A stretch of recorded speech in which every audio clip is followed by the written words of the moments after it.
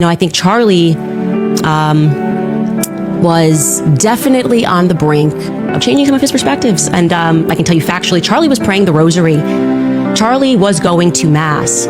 One of my last conversations with Charlie was me joking with him saying, just make the last step, okay? You are, I said specifically, you're too smart to be a Protestant. Just take the last step, Charlie. He says, haha, speaking about Mary. And typically, when those steps start taking place, you stop referring to yourself, as I did, as a Judeo-Christian. Just when a nation was trying to make sense of grief, a new, explosive line was dropped into the public square, not by a stranger, but by one of Charlie Kirk's closest allies. On her podcast, Candace Owens said something simple and devastating. She believed Charlie Kirk was on the verge of a dramatic spiritual turn. Using her own words, she said, I think Charlie was definitely on the brink of changing some of his perspectives.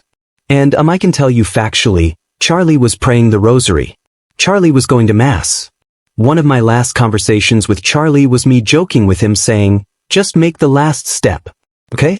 You are I said specifically, you're too smart to be a Protestant. Just take the last step, Charlie. He says, speaking about Mary. And typically when those steps start taking place, you stop referring to yourself as I did as a Judeo-Christian. Those lines, short and startling, do three things at once. They claim an intimate window into Charlie's private spiritual life. They suggest a theological shift from Protestant evangelical identity toward a Catholic sacramental life. And, perhaps most controversially, they do it immediately after his death, in a moment when the bereaved and the public were still raw.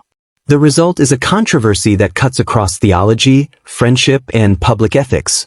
Was Candace telling a sacred truth that people needed to know, or did she breach a trust at the worst possible time? The claim itself is simple on the surface. Charlie was praying the rosary and going to Mass, but its implications are complex. For millions who knew Charlie as a fiery, unapologetic evangelical leader, Catholic practices evoke a different theological universe. The rosary, the Mass, Marian devotion, these are not merely stylistic religious habits. They indicate a different sacramental grammar and a different way of talking about salvation, church authority, and the place of saints. If Candace's witness is accurate, it would mean Charlie was not simply dabbling in tradition or attending as a husband beside his wife. He was, according to her, entering the rhythm of Catholic devotion. That would be a seismic shift for a public figure whose brand was tightly woven with Protestant evangelical identity. Charlie frequently positioned himself in debates where Protestant theological categories mattered, where sola fide, the uniqueness of Christ's sufficiency, and the suspicion of ecclesial intermediaries were not side notes but core arguments. To suggest he was privately exploring Marian piety and the Mass raises immediate questions about how his public pronouncements square with his private life. Were we watching a man in theological transition? Or were we witnessing a friend misunderstanding a private, pastoral season as imminent conversion? Both possibilities are plausible. Spiritual journeys are messy. Public people can be privately wrestling. There is a well-worn pattern in religious life. People in mixed-faith marriages attend their spouses' services, try on devotional practices, and sometimes shift slowly over years. Candace's remark that, typically when those steps start taking place, you stop referring to yourself as Judeo-Christian describes a recognizable pattern, one of incremental formation that may, over time, change language, labels, and identity. If that pattern was genuinely in motion for Charlie, then her testimony represents the rare, intimate peak that friends sometimes share after a life is closed. But there are three crucial nuances that make the claim far from airtight. First, attendance and practice do not equal sacramental reception. People go to Mass for many reasons: family unity, respect, cultural aesthetics, or simple curiosity. A man raised in Protestant circles can be awestruck by the continuity, the silence, and the weight of Catholic liturgy without surrendering long-held theological convictions. Candace's description, rosary, Mass, last step, jokes, may signal an inclination. It may also be a sensitive friend's reading of private devotional experiments as more decisive than they actually were. Second, public statements matter.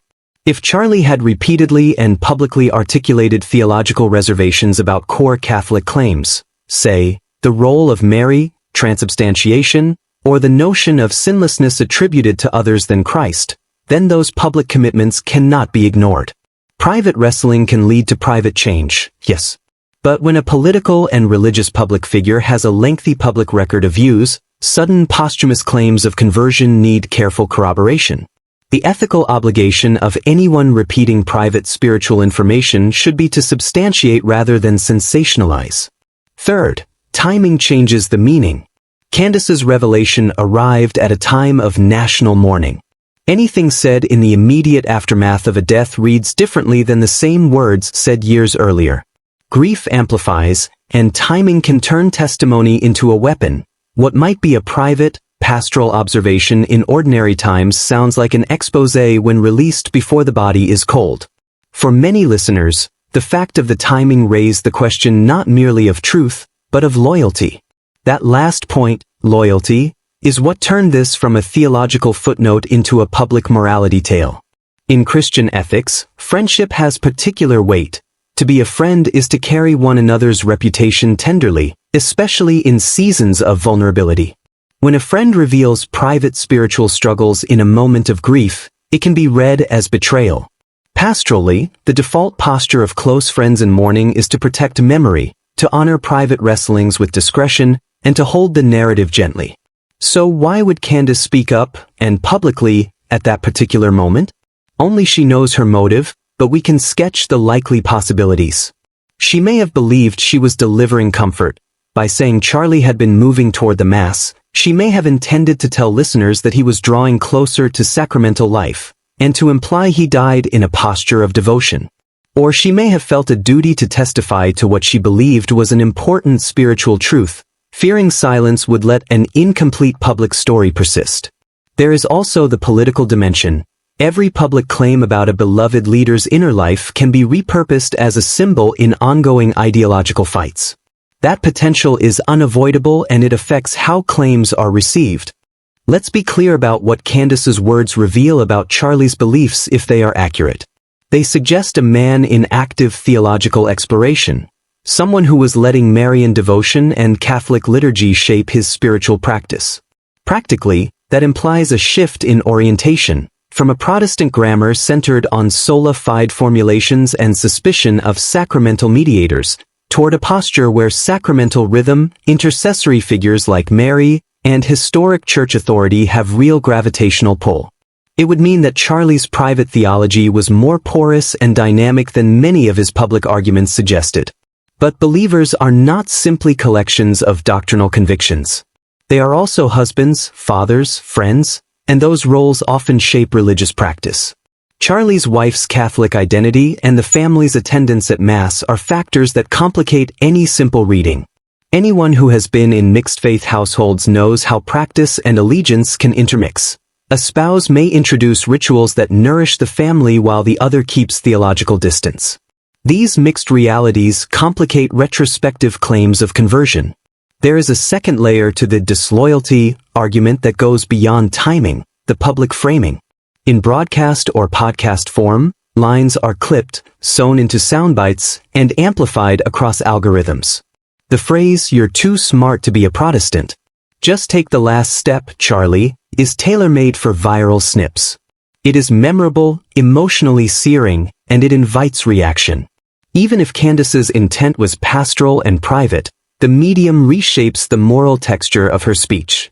A private bit of ribbing becomes an explosive headline. For people who cared about Charlie and who are in mourning, that sensation of conversion reduced to a viral moment feels like being robbed of a dignified farewell. Critics will point out that Candace, as a close friend, may have been trying to honor Charlie's interior life. She could have perceived a deepening and wanted to testify to it. Defenders of her may argue that silence would be a different kind of disloyalty, an erasure of truth. The ethical line here is delicate. When do we prioritize truth-telling over protective silence? There's no clean answer. But context matters. The closer the knowledge is to the deceased's private confessions, the stronger the case for restraint before publicizing. This controversy also reveals fault lines within the religious political coalition Charlie inhabited. For some of his followers, a move toward Catholic practice is a betrayal, a drift from a Protestant foundation that shaped much of the movement's theology and political alliances. For others, it is no betrayal at all. It is a private spiritual development that reveals a person's complexity. That split shows how in our era religious identity is not only theological but also political. A move from one church to another gets read as a realignment of loyalties. Candace's public statement thus did more than suggest a private conversion. It touched a live nerve in a coalition where distinct confessional commitments act as cultural signifiers. We also must attend to the pastoral fallout.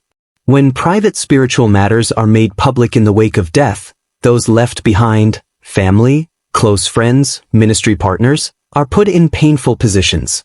They are asked to respond to allegations about the deceased's inner life, to confirm or deny, and sometimes to fend off conspiracy.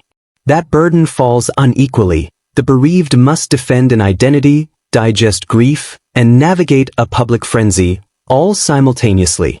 A friend's testimony can either ease that burden by clarifying and comforting, or multiply it by introducing doubt and division. So what should a conscientious observer make of all this? A few careful takeaways seem warranted. First, treat the claim as testimony, not proof. Candace Owens reported what she believed she heard and witnessed. Testimony matters, especially from someone close. But testimony is not the same as documentary evidence. Spiritual formation is a process. A moment of devotional practice does not necessarily equal formal conversion. Second, demand context and corroboration. If the claim matters to public memory, it deserves confirmation, from the deceased's family, from additional witnesses, or from more detailed documentation. In absence of that, it is responsible to bracket the claim as provisional. Third, weigh pastoral considerations heavily.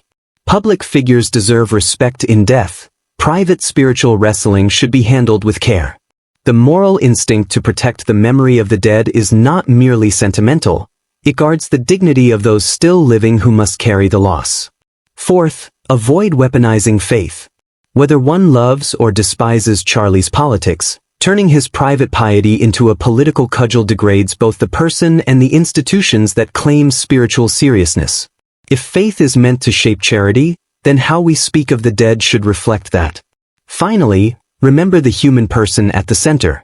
Public discourse often reduces lives to headlines.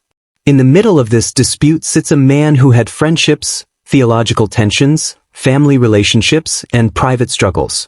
Whatever the final truth about his devotional life, compassion toward family, toward friends, and toward the complexities of a person's spiritual journey should temper outrage. Candace Owens' words will live on as a trigger. For some, they are confirmation of a truth that brings comfort. For others, they are an affront that feels like betrayal. The key question the public must answer for itself is how to hold both the need for truth and the duty of charity in balance. In the end, whether Charlie Kirk was on the brink of becoming Catholic may remain unclear to the wider public. What is plain is how the revelation, and the moment it was delivered, opened a raw wound in a community already grieving. It forced a conversation about loyalties, about how we handle private spiritual information, and about the ethics of airing intimate moments in the glare of the public square. If the lesson is anything, it is this: the dead deserve dignity, the living deserve compassion, and the truth, when tangled with grief and politics, requires patience, corroboration, and, above all, charity. So listen, verify, grieve with restraint, and if you truly love the memory of someone caught in controversy, choose mercy before you choose a microphone.